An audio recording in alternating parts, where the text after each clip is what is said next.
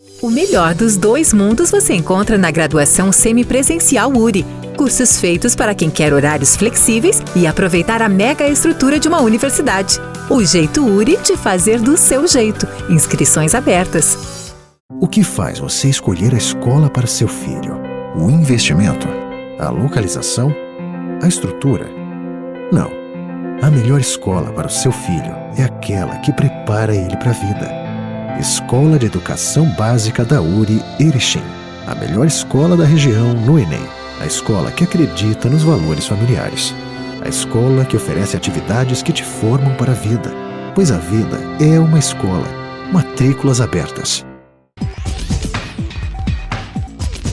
Bem, amigos, estamos voltando com o nosso programa aqui, Expressão Universitária, e novamente trazendo um assunto realmente relevante aqui para esse espaço, para essa nossa comunidade.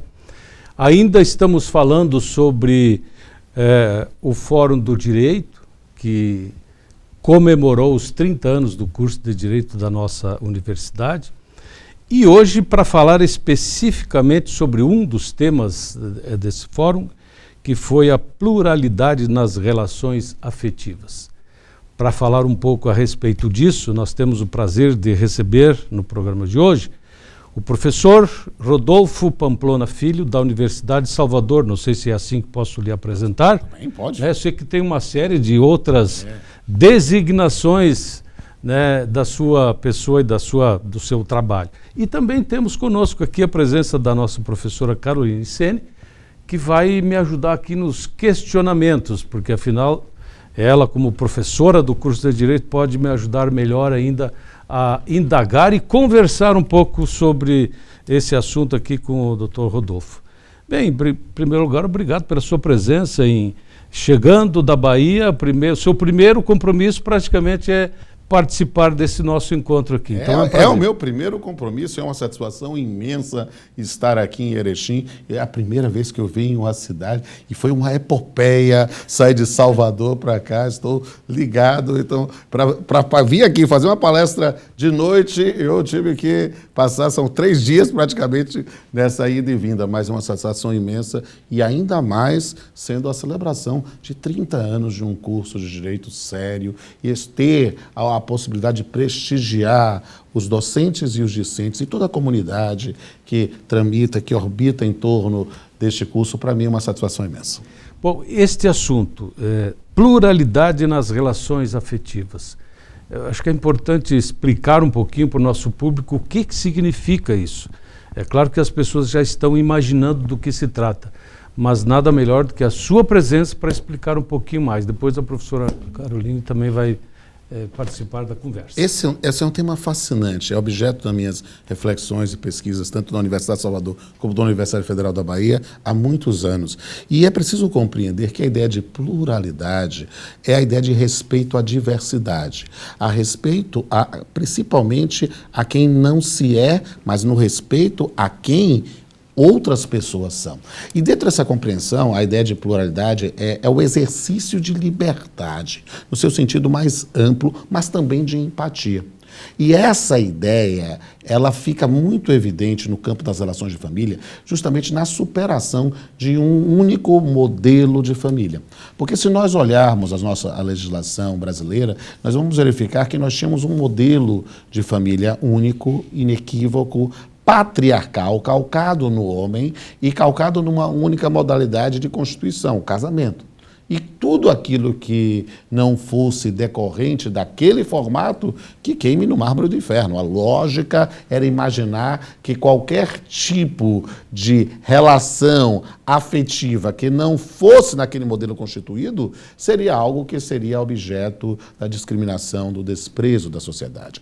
E a compreensão dos ventos da liberdade da Constituição de 88, na ideia de abrir os horizontes para outros modelos, fez com que tivéssemos a superação do que um saudoso conterrâneo meu, o professor Milton Santos, de a ditadura do pensamento único. É preciso superar esse único modelo que aparentemente daria segurança, mas que, na verdade, exclui, né, uma boa parte da população como um todo. E aí nós vamos entender essa pluralidade em 4 vieses, né? Eu já prosseguindo, portanto, é preciso entender a pluralidade das entidades que está consagrado na Constituição, ou a família decorrente do casamento, da união estável da família monoparental, mas ninguém é louco de achar que é o único modelo, porque se numa determinada família os pais morrem, não deixa de ser família. A família anaparental é possível. E claro que com a decisão do Supremo Tribunal Federal em relação à família, a união estável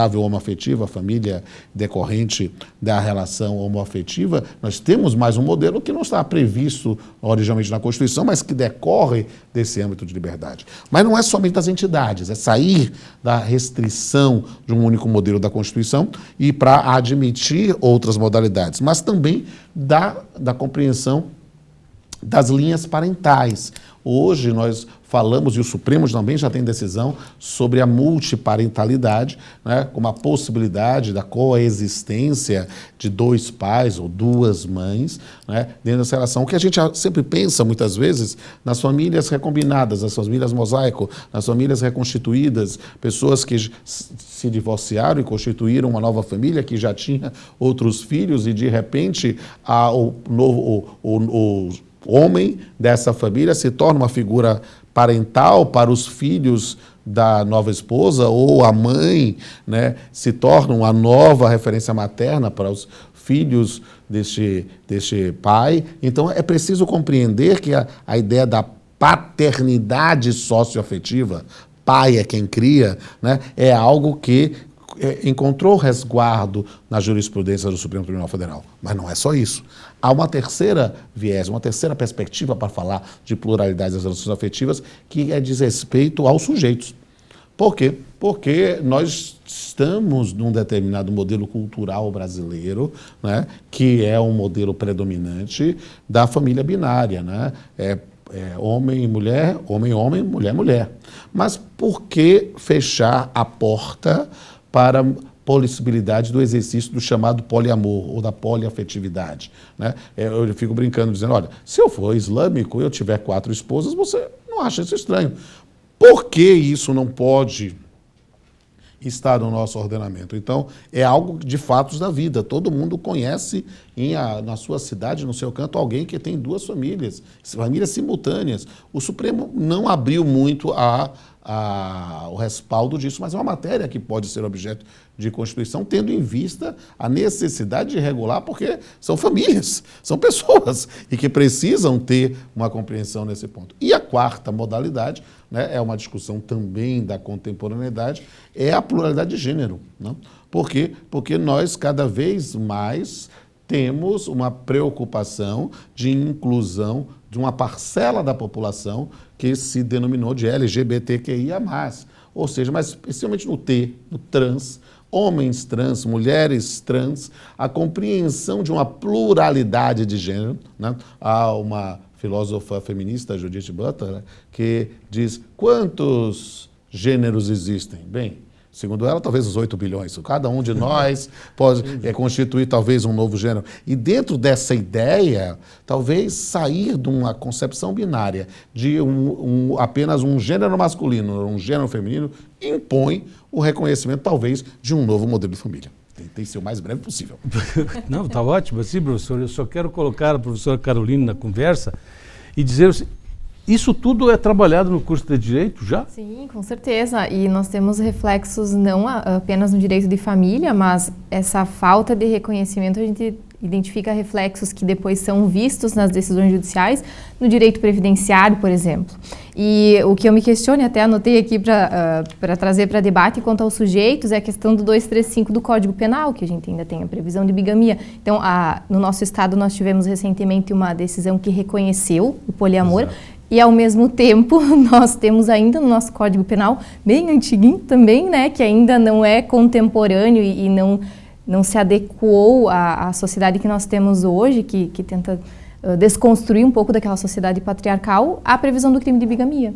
Então, como que o direito, né, professor, ele está no meio disso tudo e o que nós também podemos auxiliar enquanto pessoas, né, advogados, juízes, promotores, defensores públicos, as pessoas nesse intuito?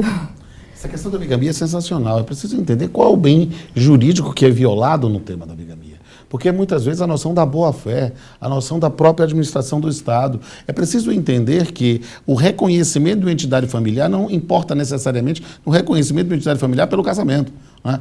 É preciso compreender que eu poderia ter, ou seja, numa situação em que o indivíduo mantém duas relações estáveis com duas pessoas diferentes e que às vezes é consensual dentro dessa linha, porque é preciso entender, há uma diferença entre o poliamor e a família paralela. Você pode ter o poliamor literalmente uma relação única com múltiplos sujeitos e você pode ter famílias simultâneas. Nas duas hipóteses, será que nós temos que colocar o ostracismo, essas modalidades familiares? Ou seja, nós vamos ter sempre a precedência de uma ou de outra? Essa é uma compreensão que é interessante. É claro que, talvez, da mesma forma como já aconteceu, a destipificação, o fim do tipo penal de adultério, talvez seja uma tendência natural. Claro que na medida em que o Supremo Tribunal Federal se abrir para essa questão, nós temos hoje uma restrição que não é uma decisão do Supremo e temos também, em relação às famílias simultâneas, mas temos também a questão da própria restrição pelo CNJ em relação ao registro da escritura de uma união poligâmica ou poliafetiva, mas é preciso entender que talvez haja uma demanda que mereça ter uma proteção, ainda que não seja o modelo eleito por mim, por você ou por qualquer outra pessoa. Bom, o senhor também é juiz e eu gostaria de que o senhor comentasse algo a respeito. Como é que o senhor tem não encarado, como é que as pessoas chegam ao senhor, ou nas decisões, ou nas audiências, para resolver essas situações? Porque a situação do juiz também não é...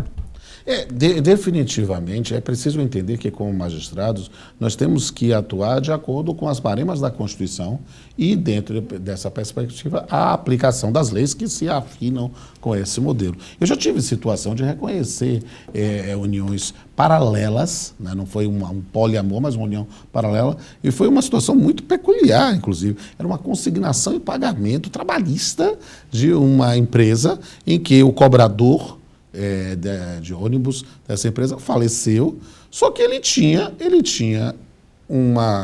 dava assistência afetiva, financeira, sexual, o que quiser, para 3 mulheres, uma na rua A, uma na rua B, uma na rua C. E ele tinha filhos com as 3 mulheres. E ainda tinha um filho com uma 4ª mulher com a qual ele não tinha. Foi um acidente de percurso. E, de repente, ele não era casado com nenhuma delas, mas ele tinha essa relação. Elas se conheciam e, de repente, a empresa dizia, como é que eu pago? Para quem que eu pago? Para quem que eu pago? Aí, claro, a empresa fez o quê? Jogou a bola para o juiz, né? Fez a consignação de pagamento, botou o nome de todo mundo lá e disse, doutor, eu pago para quem o senhor mandar eu pagar.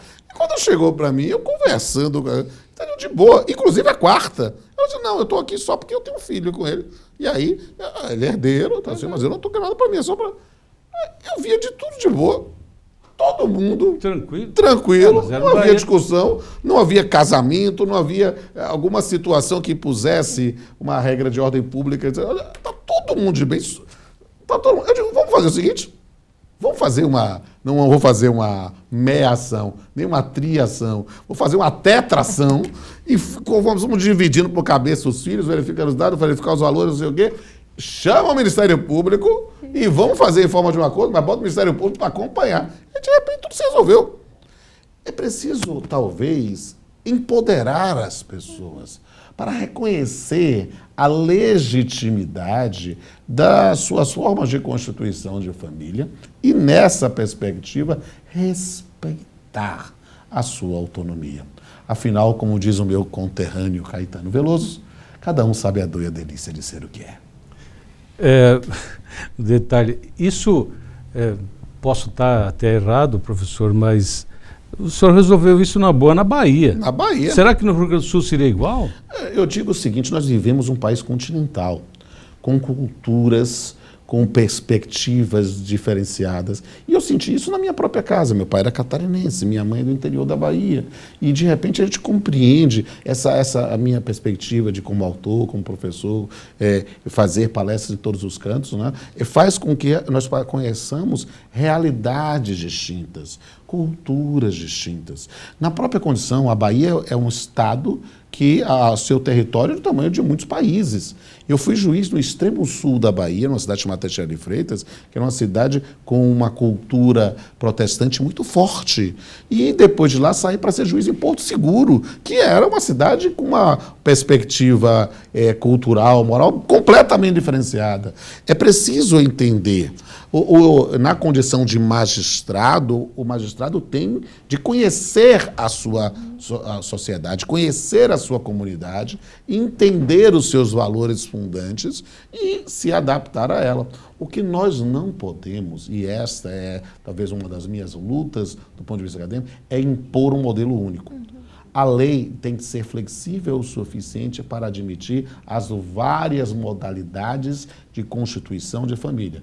E cada um constitui a sua família da forma que seus valores morais, religiosos, ideológicos lhe permite, porque é preciso aprender a respeitar, né, cada um e lembrar, novamente com o Caetano, mas junto com o mineiro Milton Nascimento, que toda forma de amor vale a pena. Nessa perspectiva, a professora está pensando na questão da segurança e insegurança jurídica, até para o próprio magistrado, quando ele está numa atuação, considerando que sim, num país tão grande, tão extenso e com diversas culturas, dentro do nosso próprio estado, a gente identifica isso, ou dentro de uma cidade, né, na capital, outra mais no interior, como essas questões são diversas. E aí eu me penso, e no direito a gente fala muito, né, e pensa em projeto de lei, e que a legislação resolve tudo, e o acadêmico, quando ele entra também no primeiro semestre, ele está super empolgado, porque o direito e a legislação vão resolver, e com o tempo a gente identifica que não. E aí eu fico me questionando, uma legislação, para esses pontos, ela resolveria, não resolveria, traria segurança jurídica, ou a gente tem que pensar mesmo na perspectiva constitucional de dignidade da pessoa humana, dos tratados internacionais de direitos humanos, e respeitar essa autonomia da vontade, claro, sempre partindo da boa-fé de que todas as partes, como no exemplo do senhor, estão cientes, né, tendo consentimento e deixar as pessoas viverem. A sua questão é importantíssima, professora. E é preciso entender que, como jurista, como operador do direito, é claro que eu tenho uma simpatia imensa pela ideia de uma lei que possa estabelecer as baremas seguras. É preciso entender que a atuação como operador do direito impõe, dentro sempre da tábua axiológica da Constituição, os seus valores, os seus princípios, a aplicação de um direito positivado, de um direito escrito que traga isso. Como operador do direito, como juiz, como professor, como escritor, né, é claro que eu sonho com isso. Né? E com John Lennon, eu posso dizer, you may say I'm a dreamer, but I'm not the only one. Pode ser um sonhador, mas eu não sou o único. Agora, como observador crítico da realidade, eu tenho que dizer que temo por isso. Né? Bismarck dizia, se nós soubéssemos como são feitas as leis e as salsichas, nós nunca nos valíamos delas. Embora salsicha é uma coisa que a gente coma muito bem aqui no Rio Grande do Sul, mas é preciso entender que muitas vezes há um certo temor. O temor dos influxos. O temor dos discursos de ódio, o temor daqueles que não conseguem conviver com quem pensa diferente. É talvez uma das maiores dificuldades para falar deste tema. Por quê? Porque as pessoas não conseguem ter empatia por quem lhes é diferente. E isto é o que faz com que elas esqueçam qual é o dor e o sentido de ser gente.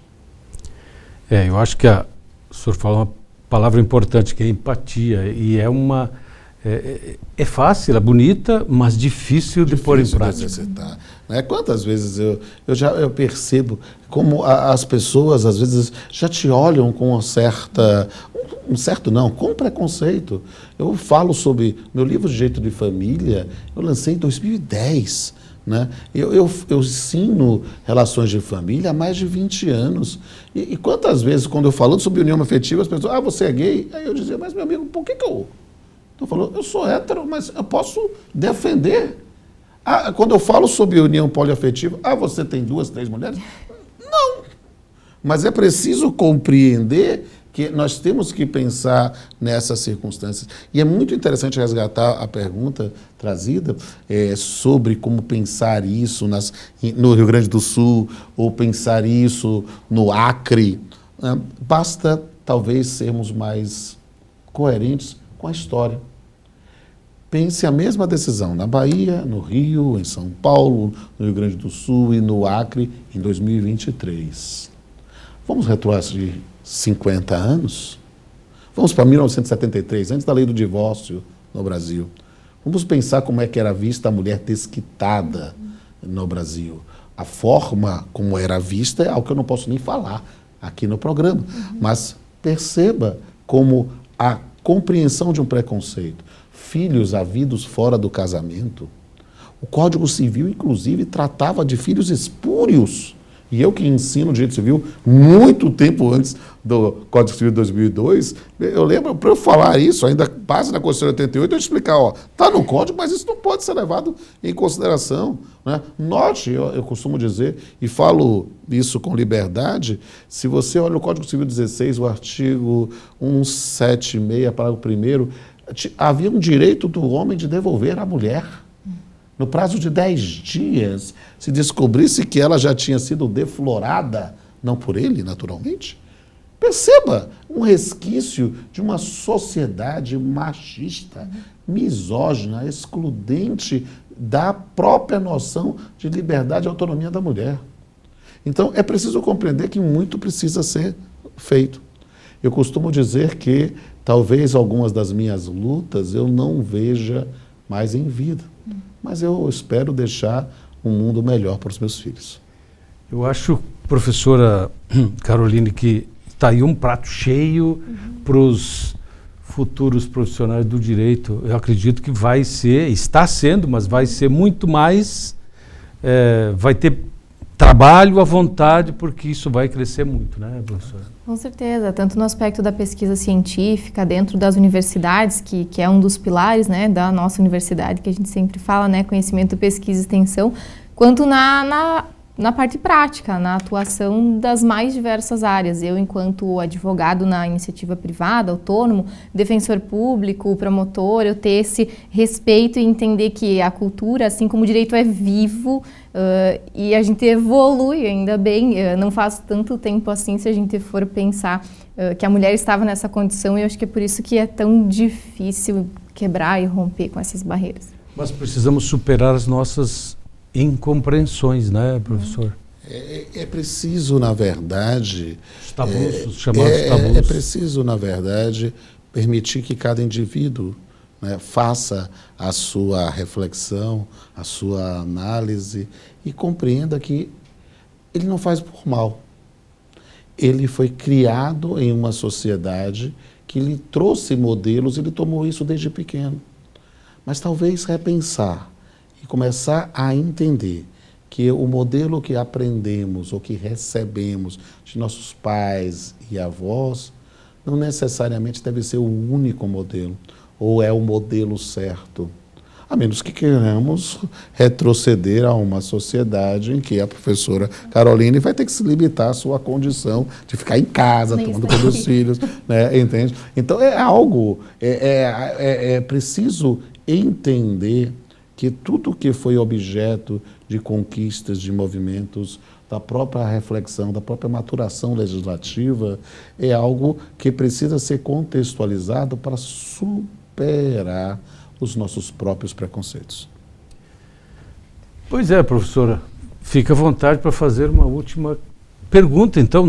Temos 2 minutinhos aí. A mensagem, então, que o professor deixa para os nossos acadêmicos que saem tão jovens do ensino médio e entram na faculdade, no mundo jurídico, que é tão diverso hoje, a gente precisa estar preparado e, né, centralizar a dignidade da pessoa humana como mote para as nossas ações.